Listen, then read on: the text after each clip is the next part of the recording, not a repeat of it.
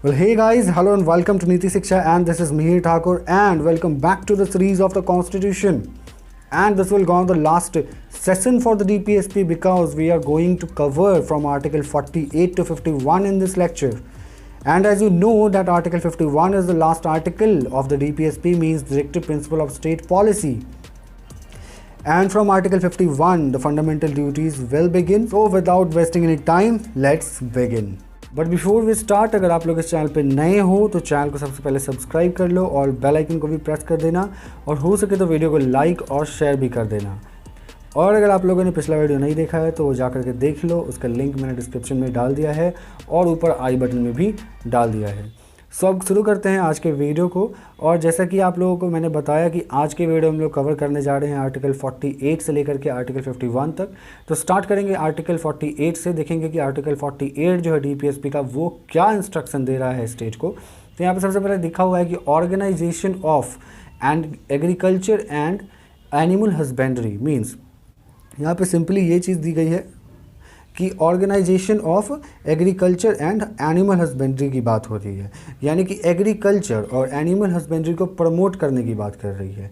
यहाँ पे दिया हुआ है आर्टिकल 48 में, the state shall endeavour to organise agriculture and animal husbandry on modern and scientific line and shall in particular take steps for preserving and improving the breeds and prohibition of slaughter of cows, calves and other males and draught cattle।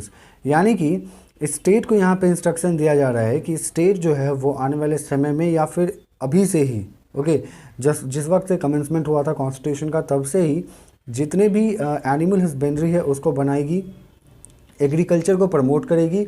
और animal husbandry बनाने का मतलब कि उस वक्त जो सबसे ज़्यादा मॉडर्न टेक्नोलॉजी जो स्टेट जो है वो अडॉप्ट कर पाए, जो हायर कर पाए या फिर जिसको अफोर्ड कर पाए, उसमें बनाएगी। एग्रीकल्चर को भी उसी मॉडर्न टेक्नोलॉजी के थ्रू, मॉडर्न साइंटिफिक लाइंस के थ्रू जो है वो एग्रीकल्चर एनिमल हस्बेंड्री को प्रमोट करेगी, ऑर्गेनाइज करेगी, उसको स्टैब्लिश करने का काम करेगी और प्रिजर्व करेगी। और प्रिजर्व यानी कि बचाना, और ब्रीड यानी कि उसकी किसी भी प्रजाति को बढ़ाना। यहाँ पे इम्प्रूविंग लिखा हुआ है कि उसके ब्रीड को और ज़्यादा इम्प्रूव किया जाएगा, यानी कि और ज़्यादा बेस्ट क्वालिटी का जो उसका ब्रीडिंग सिस्टम होगा उसको बनाया जाएगा। देखिए, प्रोहिबिशन ऑफ स्लाउटर यानी कि जो जानवरों की तस्करी होती है उसको रोका जाएगा, जैसे कि काव का होता है, काव्स का होता है, फिर अलग मेल्स हैं बहुत सारे, फिर कैटल्स होते हैं, उन लोगों का तस्करी होता है, तो उनको रोका जाएगा।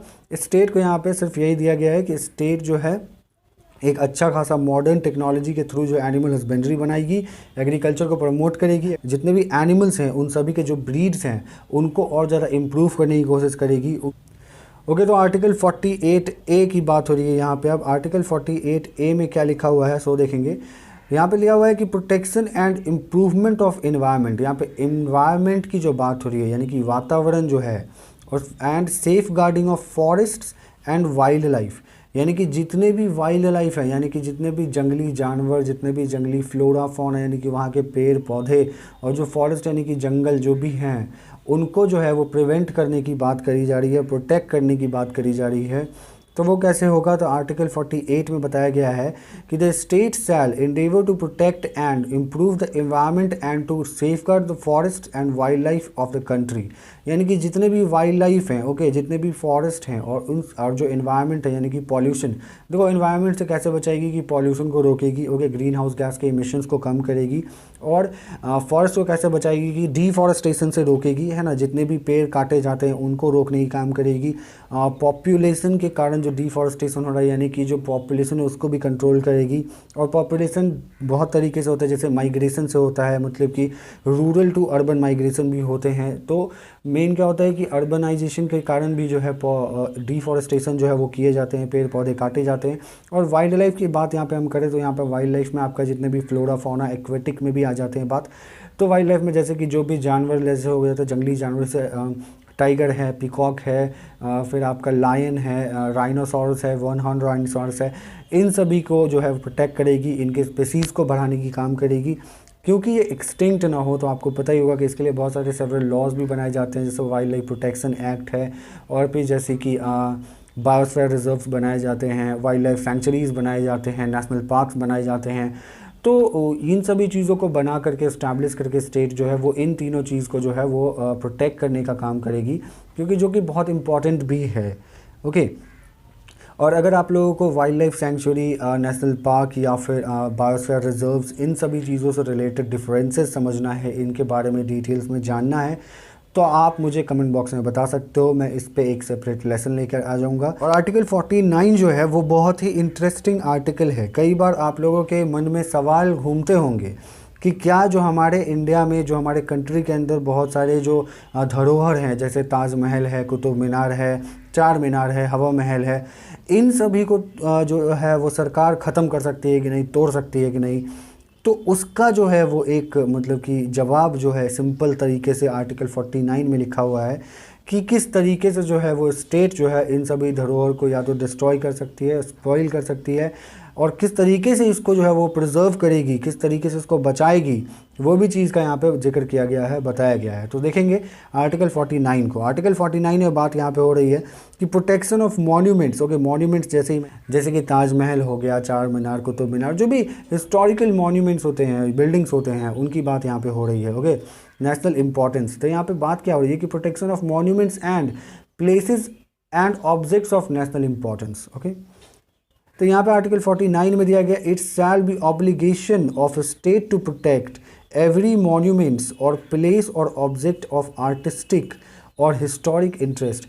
मीन्स यहाँ पे देखो एक चीज़, वर्ड जो यहाँ पे है उस वर्ड को नोटिस करने वाली है, क्या कि ऑब्लिगेशन।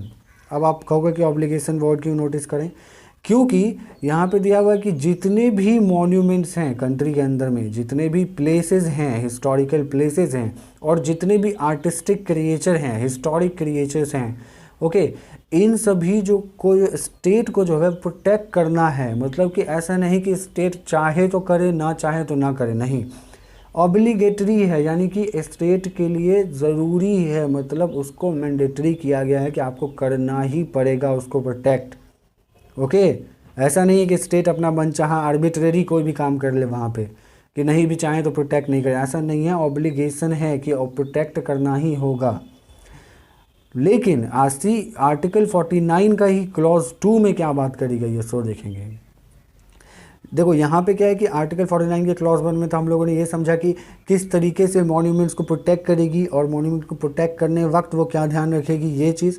लेकिन क्लॉज 2 में बात करी गई है कि किस तरीके से उस मॉन्यूमेंट्स को स्पॉइल किया जा सकता है, उसको ख़त्म किया जा सकता है। ओके, तो ये देखेंगे यहाँ पे, डिक्लेयर बाई और under law made by parliament. Means कि देखो अगर मान के चलो कि कहीं पे कोई मॉन्यूमेंट्स है या कोई बिल्डिंग्स है, उसको अगर ख़त्म करने की, स्पॉइल करने की बात हो रही है, तो वो सिर्फ और सिर्फ तभी हो सकता है जब वो कोई कानून बनेगा या फिर पार्लियामेंट के थ्रू जो है वो डिक्लेयर किया जाएगा, यानी कि डिक्लेयर किया जाएगा। मीन्स कि अगर किसी मॉन्यूमेंट्स को या बिल्डिंग्स को ख़त्म करना है, रिमूव करना है, स्पॉइल करना है, या डिसफिगरमेंट या डिस्ट्रक्शन करना है, या फिर उसमें कोई चेंजेस लाना है, तो उसका काम तभी हो सकता है जब पार्लियामेंट डिक्लेयर करेगी, या फिर पार्लियामेंट उससे रिलेटेड उसके लिए जो है वो प्रॉपर तरीके से लॉज बनाएगी। ओके, कानून बनाएगी, कानून के तहत जो है वो काम किया जाएगा। ऐसे अपने मन से जो है कोई भी इसको रिमूव या तोड़फोड़ या कुछ भी इसको नहीं किया जा सकता है। नेशनल जो भी हिस्टोरिकल प्लेसेस हैं इंडिया कंट्री के अंदर में, या फिर जो भी हमारे बिल्डिंग्स हैं, जो भी हमारे मॉन्यूमेंट्स हैं। ओके, और देखेंगे कब, लेकिन ऐसा भी नहीं कि पार्लियामेंट जब चाहे तब, कि ऐसा नहीं कि पार्लियामेंट को मन कर रहा है, पार्लियामेंट में मान के चलो कोई सरकार बनी और सरकार को मन किया क्या कि ताजमहल अच्छा ही लग रहा है, उसको हमको गिरा देना है, तो ऐसा नहीं कि पार्लियामेंट लॉ बना दी कि चलो गिरा दिए, नहीं। लॉज तभी बनेंगे किसी भी चीज़ को, किसी भी मॉन्यूमेंट्स को रिमूव करने के लिए, जब नेशनल इम्पॉर्टेंस की बात होगी, यानी कि राष्ट्र के हित में अगर कोई काम किया हुआ होगा, ज़रूरी होगा कि नहीं इसको हटाना ही ज़रूरी है, तब जा कर के उस पर लॉज जो है वो पार्लियामेंट बनाएगी, ऐसे नहीं बना सकती है। ओके, देखो यहाँ पे दिया हुआ है कि to be of national importance from spoliation, disfigurement, destruction, removal, disposal और export as the case may be. Okay, means कि अगर कोई इन केस अगर कोई नेशनल इंपॉर्टेंस की बात होती है, तभी जा कर के ये सभी चीज़ जो है वो मॉन्यूमेंट्स के अंदर में किए जाएंगे, लॉज बनाए जाएंगे, नहीं तो नहीं हो सकता ये चीज़। तो क्लियर हो गया कि कब, कैसे और कहाँ किया जा सकता है। नेक्स्ट आर्टिकल देखेंगे। ओके, नेक्स्ट आर्टिकल देखने से पहले मैं आपको एक चीज़ बताता हूँ जो कि बहुत इंटरेस्टिंग चीज़ है।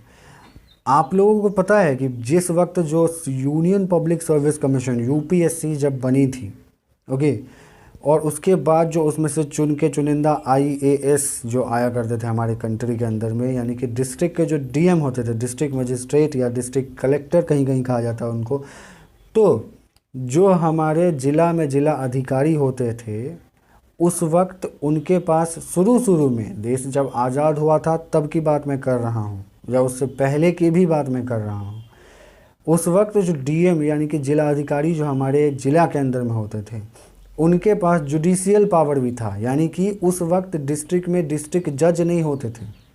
ओके, जज नहीं होते थे उस वक्त में। तो जो भी आईपीसी से रिलेटेड कोई काम, सीआरपी से रिलेटेड कोई काम, इट मीन्स कि अगर कोई जुडिशियरी से कोई काम रिलेट करता था, कोई न्याय दिलाना होता था, तो वो काम जिला के अंदर में जो है वो इनका ही होता था, यानी कि आईएएस ऑफिसर का ही होता था। तो आप समझ सकते हो कि एग्जीक्यूटिव पावर और जुडिशियल पावर दोनों ही पावर जो है उस वक्त आईएएस के पास होते थे। तो आप जान सकते हो, सोच सकते हो कि कितना अधिक पावर जो है उनको उस वक्त में दिया जाता था। पावर तो अधिक दिया ही जाता था, उस पावर का जो यूज़ है वो करते तो थे, कहीं कहीं मिसयूज़ भी हो जाता था। कई बार होता था कि उन पे वर्कलोड बहुत हो जाता था। अब किसी भी एक इंसान पे ज़्यादा वर्कलोड रहेगा तो डिलीवरी ऑफ सर्विस यानी कि सर्विस डिलीवरी में भी डिले होने का चांसेस रहता है। तो इन सभी चीज़ों को, इन सभी कॉन्स को देखते हुए, डिमेरिट्स को देखते हुए जो है वो पार्लियामेंट करी क्या कि जो भी एग्जीक्यूटिव लोग थे, यानी कि जो भी आईएएस ऑफिसर्स यानी कि डीएम जो भी हमारे ज़िला के अंदर होते थे, उनके पास से जुडिशियल पावर को हटा दी। ओके, जो उनका जुडिशियरी का काम था अब वो उसके बाद से डिस्ट्रिक्ट जज के हाथ में आ गया। अब वहाँ पे एक जस्टिस जज अपॉइंट किए जाते हैं। जैसा कि आप लोगों को पता होगा कि हर ज़िले में एक डिस्ट्रिक्ट कोर्ट या सेशन कोर्ट होता है और उस डिस्ट्रिक्ट और सेशन कोर्ट में एक जज होते हैं जो डिस्ट्रिक्ट जज होते हैं। अब बाकी जुडिशियरी का काम वहाँ उनके पास हो जाता है और जो भी आईएएस होते हैं, मतलब कि जो डीएम होते हैं हमारे ज़िला के अंदर, डिस्ट्रिक्ट के अंदर, उनके पास जुडिशियल पावर नहीं होता है। ओके, तो यहाँ पे देखने वाली बात है कि सिंपल देखो, कोई भी काम जो पार्लियामेंट कर रही है तो वो कर रही है कॉन्स्टिट्यूशन के हिसाब से ही कर रही है, अपने मन से नहीं कर रही है। ओके, जब भी कोई कानून बनते हैं, कुछ भी बनते हैं, तो उसका सिंपल निचोड़ जो है वो आपको दिया होता है कॉन्स्टिट्यूशन के अंदर में। आप जब भी कॉन्स्टिट्यूशन पढ़ोगे तो आपको लगेगा अरे ये काम तो इसके मुताबिक होगा। तो ये काम जो एग्जीक्यूटिव को अलग किया गया था जुडिशियरी से, तो यहाँ पे ये भी चीज़ जो है उस वक्त कॉन्स्टिट्यूशन में लिख दी गई थी। आर्टिकल 50 जो हमारे कॉन्स्टिट्यूशन का जो डीपीएसपी का वो बात करता है, the state shall take steps to separate the judiciary from the executive in the public service of the state. Public service मतलब कि वही हो गया यूनियन पब्लिक सर्विस कमीशन, यानी कि सिविल सर्विसेज एग्जाम दे करके जो लोग वहाँ पे पब्लिक सर्वेंट बनते हैं, डीएम बनते हैं, उनसे जुडिशरी पावर को हटा देने की बात कर रही है, अलग कर देने की बात कर रही है। तो ये पावर जो है वो जो पार्लियामेंट को वो आर्टिकल 50 देता है, इसके तहत जो वो ये काम करी थी और करना भी ज़रूरी था। नाउ नेक्स्ट आर्टिकल देखेंगे। नेक्स्ट आर्टिकल है हमारा आर्टिकल 51 और ये लास्ट आर्टिकल है डीपीएसपी का। यहाँ पे बात करी जा रही है promotion of international peace and security, यानी कि जो इंटरनेशनल पीस और सिक्योरिटी मतलब क्या हुआ कि जो internationally all over the world, all over the globe जो पीस की बात हो रही है, शांति की बात हो रही है, सिक्योरिटी यानी कि रक्षा की बात हो रही है ना, उसको जो है वो प्रमोट करेगा इंडिया। उसको प्रमोट करने की बात हो रही है कि उसमें जब भी कोई काम होगा, योगदान की हम ज़रूर उसमें आगे बढ़कर योगदान करेंगे, यानी कि भारत उसमें ज़रूर योगदान करेगा। इंटरनेशनल पीस, जब भी कोई इंटरनेशनल पीस से रिलेटेड कोई इवेंट होंगे, कोई कन्वेंशन होगा या फिर कोई सिक्योरिटी से रिलेटेड कोई कन्वेंशन होगा, कोई मीटिंग होगा इंटरनेशनली, तो हम भी उसमें योगदान करेंगे, उसको प्रमोट करेंगे। जैसे कि टेररिज्म को रोकेंगे, है ना, हैकिंग को रोकेंगे, साइबर क्राइम्स को रोकेंगे, साइबर बलिंग्स को रोकेंगे, मतलब जितने भी तरीके के जो भी सिक्योरिटी से कंसर्न वाली बात होती है उनको हम प्रोटेक्ट करेंगे, सिक्योरिटी को प्रोटेक्ट करेंगे और प्रमोट करेंगे जो भी उन चीज़ों को, और इंटरनेशनली पीस यानी टेररिज्म को रोकेंगे, सिविल वॉर्स को रोकेंगे। तो इन सभी चीज़ों को जो एक कंट्री का दूसरे कंट्री की तरफ थ्रेट्स होता है उनको हम कम करने की काम करेंगे, ख़त्म करने की काम करेंगे। तो वो आर्टिकल 51 जो है वो इंस्ट्रक्ट करता है इस तरीके से पार्लियामेंट को, यानी कि कंट्री को। तो देखेंगे क्या लिखा हुआ है, A, B, C और D, यानी कि 4 जो चीज़ें यहाँ पे बताई गई हैं। The states are endeavour to A में दिया हुआ है कि promote international peace and security, जैसे कि मैंने आपको पहले ही बता दिया। दूसरा है maintain just and honourable relation between the nation, मतलब कि दूसरे नेशन, दूसरे राष्ट्र से जो है वो हम अच्छा, मतलब कि अपना रिलेशन जो है वो ऑनरेबल रिलेशन बना करके रखेंगे। खास करके तो हम अपने नेबर्स से तो हमें बना करके रखना ही चाहिए, ठीक है। नेक्स्ट है foster respect of international law and treaty obligation in dealing of organising peoples with one another, मतलब कि यहाँ पर दिया हुआ है कि जो इंटरनेशनल लॉ होता है, जो भी मतलब कि इंटरनेशनली जो है वो बहुत सारे जो हैं ऐसे ऐसे ऑर्गेनाइजेशन है, इंस्टीट्यूशंस है जो लॉज बनाती है। ओके, वो लॉज होता है पूरे all over the world, all over the country के लिए, जो जो उस इंस्टीट्यूशंस के मेंबर्स हैं उनके लिए वो लॉज होता है। उन सभी को जो है वो सारी कंट्री को इम्प्लीमेंट करना होता है, सारी कंट्री को फॉलो करना पड़ता है। तो यहाँ पर दिया हुआ है कि जो कंट्री है हमारा इंडिया, वो जो है उन सभी लॉज को जो है फॉस्टर करेगी, रिस्पेक्ट को, मतलब कि रिस्पेक्ट को बढ़ावा देगी, है ना, उसको इज्जत देगी, उस लॉ को फॉलो करेगी, उस लॉ को प्रमोट करने का काम करेगी, इम्प्लीमेंट करेगी। तो ये इंस्ट्रक्शंस भी दिए गए हैं। लास्ट इंस्ट्रक्शन दिया हुआ है कि encourage settlement of international disputes by arbitration, मतलब कि अगर मान लो यहाँ पे दिया हुआ है कि सेटलमेंट करने की बात करी जा रही है कि अगर मान लो नेबर कंट्री या कोई भी अलग कंट्री है जो हमारे कंट्री के अलावा किसी से हमको कोई दिक्कत हो गई, कोई थ्रेट हो गया या फिर किसी भी तरह का टेंशन क्रिएट है, तो उस टेंशन को हम लोग, उस डिस्प्यूट्स को जो है वो आर्बिट्रेशन की मदद से, यानी कि बातचीत की मदद से आपस में सुलझाने की काम करेंगे। वॉर को पहला कदम बनाएंगे, मतलब कि हम वॉर को ना से ना, मतलब ना ही करें वो बेटर है। पहले पूरी कोशिश होगी कि हम बातचीत से, आर्बिट्रेशन से जो है उस चीज़ को सॉल्व कर लें, वो ज़्यादा बेटर होगा, नहीं कि हम वॉर करें। क्योंकि पीस जो है इंटरनेशनली बनाए रखना वो बहुत ही ज़्यादा ज़रूरी है, क्योंकि वर्ल्ड में कहीं पर भी कोई वॉर होता है या फिर कोई टेररिस्ट एक्टिविटीज़ होती है तो उसका नुकसान सिर्फ उस कंट्री को ही नहीं, पूरी की पूरी दुनिया को ही झेलना पड़ता है। तो इन चीज़ों को ज़रूरी है कि हम लोग ध्यान में रखें अपने लॉज को ही बनाते वक्त, और कंट्री जो है वो पूरी तरह के इस लॉज को, इस इंस्ट्रक्शंस को इम्प्लीमेंट भी करे, ये भी बहुत ज़्यादा ज़रूरी है। तो फाइनली हम लोगों ने आज के क्लास में जो है, आज के लेक्चर में जो है वो पूरी की पूरी DPSP को जो है वो ख़त्म कर लिया है और समझ लिया है। और अगर आप लोग पिछला वीडियो नहीं देखें तो वो जा कर के देख लो। पूरा सीरीज़ जो है वो हम लेकर के आ रहे हैं इस चैनल पे, 1 बाय 1 जो है वीडियोस आ ही रहे हैं, और इसको पूरा ख़त्म करेंगे। पूरा कॉन्स्टिट्यूशन को एज इट इज़ हम लोग पढ़ेंगे, मतलब ऐसा कोई मिक्सिंग वाला काम नहीं करेंगे। एग्जैक्टली देखेंगे कि संविधान की किताब में कैसे संविधान लिखा है, आपको मैंने वैसे ही पढ़ाया है पूरा, और आगे भी वैसे ही पढ़ाऊँगा। कोई उसमें जो है मॉडिफिकेशन नहीं करेंगे, एकदम देखेंगे कि संविधान में A to Z, एक मतलब कि एक एक वर्ड किस तरीके से लिखा है, किस क्या क्या उसका मतलब है, उस सभी को अच्छे से समझेंगे इस सीरीज़ में। तो अगर आप लोग कॉन्स्टिट्यूशन में ज़रा भी इंटरेस्ट रखते हो, और रखना भी चाहिए क्योंकि आप इंडिया के कंट्री के सिटीज़न हो, तो आपको तो इंडिया के कॉन्स्टिट्यूशन को पता रखना ज़रूरी है। नहीं पूरी की पूरी तो कम से कम ओवरव्यू तो पता ही होना चाहिए। और अगर आप जानना चाहते हो कॉन्स्टिट्यूशन को तो चैनल को सब्सक्राइब कर लो, बेल आइकन को प्रेस कर दो और जुड़े रहो हमारे चैनल पे। See you in the next one, goodbye, take care.